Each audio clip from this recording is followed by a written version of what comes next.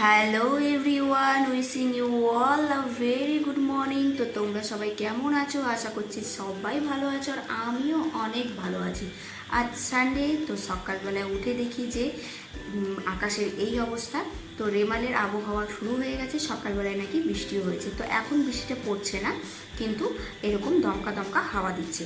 তো সকালবেলায় ভগবানের কাছে এই প্রার্থনা করি যেন কারোর কোনো ক্ষতি না হয়। তো স্নান ধান সেরে সোজা চলে এলাম রান্নাঘরে। আজকে মুগ মুসুর পাইল করে মাছের মাথা দিয়ে ডাল হবে, আর এদিকে উচ্ছে ভাজা হবে, আর হবে মটন কষা, শাক ভাজা, চাটনি। তো রান্নাটা আমি একটু তাড়াতাড়ি সেরে নিতে চাইছি, কারণ ঝড় জল কখন হবে কিছু বোঝা যাচ্ছে না। আর সত্যি কথা বলতে বাইরে ঝড় বৃষ্টি হলে ঘরের ভিতর না মনটা কেমন যেন একটা হয়। আর এখানে আমি মাংসটা ম্যারিনেশন করে নেব।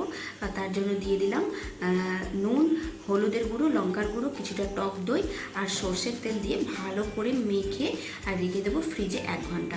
এই 1 ঘন্টায় আমি আমার মেয়েকে খাইয়ে ফ্রেশ করিয়ে আর আমি নিজেও খেয়ে নেব।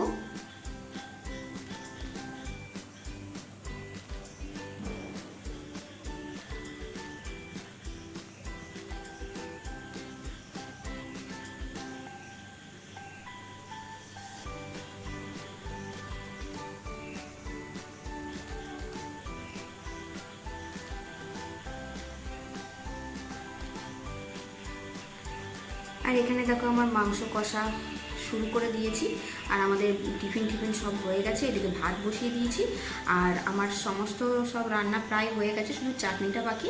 আর এদিকে আমি মাংসটা কষাচ্ছি। আর বলতে বলতে ফ্রিজে একটু কেক ছিল, সেটাও একটু খেয়ে নিলাম। আর এই দেখো আস্তে আস্তে যেন ঝড়টা আরও বেশি তীব্র হচ্ছে।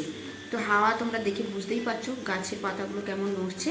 তো ঝড়টা বেশ ভালোই হচ্ছে এখন। তো চলো তোমাদেরকে ছাদে উঠে দেখাই যে বাইরের পরিবেশটা কেমন।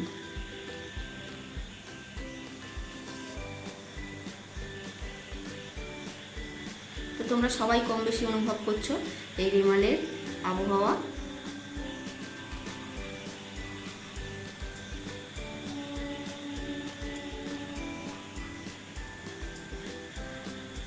আর এইদিকে তোমাদের সাথে গল্প করতে করতে আমার এদিকে মটন কষাটা হয়েও গেছে, রেডি হয়ে গেছে। আর এদিকে আমি চাটনিটা বসিয়ে দিয়েছি। তো এরপর আমরা খাওয়া দাওয়া সেরে নেব। আর আমাদের খাওয়া দাওয়া সারাও হয়ে গেছে। তো চলো এবার একটু আইসক্রিম খাই। তো আমি ফ্রিজ থেকে আইসক্রিমটা বার করে নিলাম। এবার সবাইকে একটু করে আইসক্রিম দিয়ে দেবো, আর নিজেও একটু খাবো।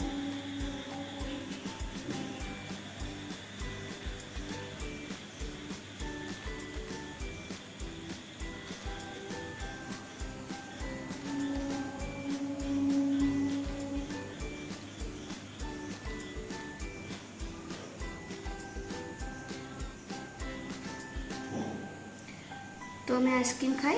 আর আমার ভিডিওটা ভালো লাগলে অবশ্যই লাইক করো, আর আমার প্রোফাইলটা অবশ্যই ফলো করে দিও। টাটা।